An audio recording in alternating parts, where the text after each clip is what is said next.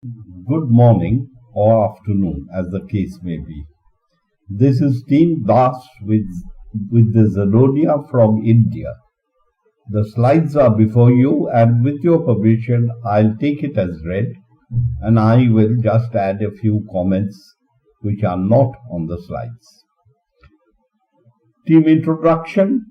Our team consisted of Prasenjit Das, a computer engineer who had done gliding on an ancient Schweitzer 212 in India, if that is of any interest, and Pradyut Das, who is a retired mechanical engineer who cut his engineering teeth on the HAL/Folland NAT. Prasenjit was the Bolshevik part of the team and advocated strongly the tailless configuration. He did the flying and all the computer wizardry, while Pradyut was the reactionary bourgeois, responsible for the layout and detailed design. We are none of us aeronautical engineers. Interestingly, during the design, the team members were in different cities and did not meet face to face. It is our good fortune that telephone rates in India are quite cheap, touch wood. This aircraft is designed with a modicum of engineering, buttressed by old wives' tales, superstition, hearsay, and a willingness to try things on Simflight. I'll begin by thanking the Royal Aeronautical Society for the enormous, if acrimonious fun we had trying to convince the dim other of a particular feature, only to find in the course of the discussions that we had both changed positions. Though Pradyut had worked on electrical rotating machines and Prasenjit on computer instrumentation, lithium-ion batteries and their management was new to us, and it was a learning experience. Once again, our delighted thanks to the Royal Aeronautical Society. Design considerations. Many of the design considerations were implicit in the specifications.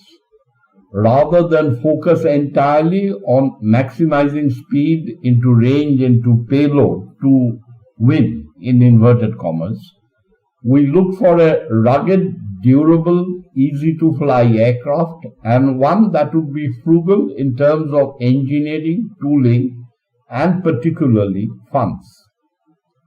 Since the problem of electric flight is similar to those faced by the pioneers of over a century ago, namely a heavy propulsion system, we looked at various early aircraft, the Demoiselle, the Blériot, the Bristol 10, to see if small injections of modern technology would give the desired results, and came to the conclusion that these airframes were too fragile.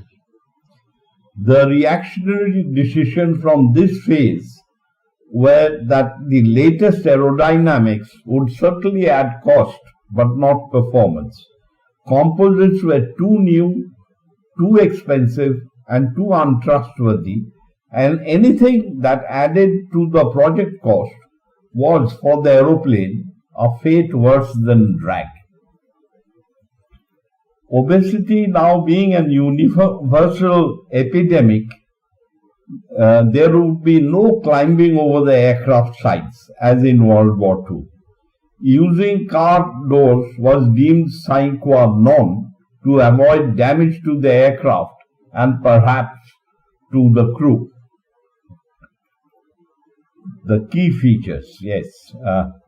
We tried the Mosca B10 and a derivative of the de Havilland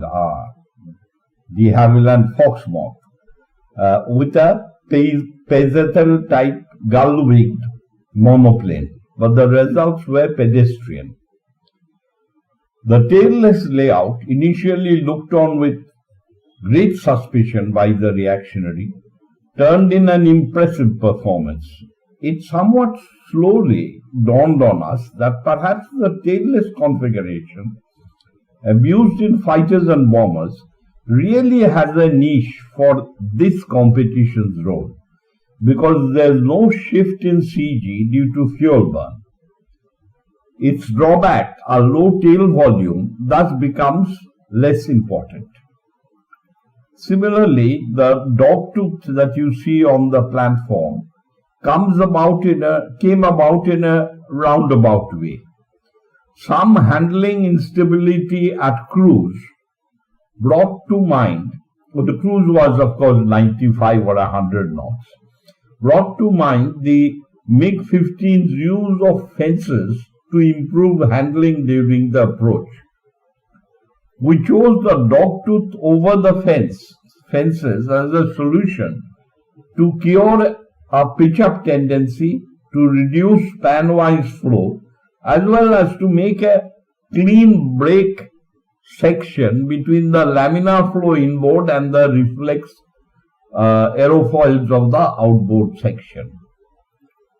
The battery is externally carried to minimize the danger in case of a battery pack fire, of which we have heard horror stories, and to allow, if possible, jettisoning the same without a change of trim. Though what would happen to the unfortunate person on whose head the pack falls is still a question we have not been able to answer. B. The advantage of a battery pack also is a quick change like the belly pack on the IAF Canberra B58 to reduce turnaround times. C. A system of undercarriage load sensors were used to ensure that the aircraft was in trim by shifting the battery pack, which is mounted on Hetic-type sliding drawers that we find in kitchens. There would be a kind of software which would prevent the motor from starting until the aircraft was properly trimmed. That is our small contribution to ensuring that bold pilots grow up to be old pilots. Most tailless designs have somewhat wobbly flying characteristics, such as the Armstrong Whitworth 52, which killed off Mr. Kronfeld. This, we felt, is a self-inflicted problem because designers become excited and to go whole hog and try for the all-wing tips aircraft with tip fins. Structurally, this is a flagpole bending case. We accepted the penalty of a somewhat extended rear fuselage to allow for a proper fin. No amount of aerodynamic efficiency can compensate for a crash due to woolly handling. Future improvement. The design is Lego brick by concepts. The wings could be redesigned for composite if funding and cash flows permit. Battery thermal management will be looked at if required by the drainage rate. We have in mind a Meredith radiator as used in the P-51 Mustang. The MRAX motor is presently located at the end of the fuselage cone, which is horrible because it increases the yaw and pitch inertia. It is proposed to concentrate the heavy masses near the CG, as with the ancient camel named Sopwith. The motor will be brought in close to the CG, and a carbon fiber cardan shaft, if available, will drive the push-up propeller via a reduction gearbox cobbled from the Rotax 914.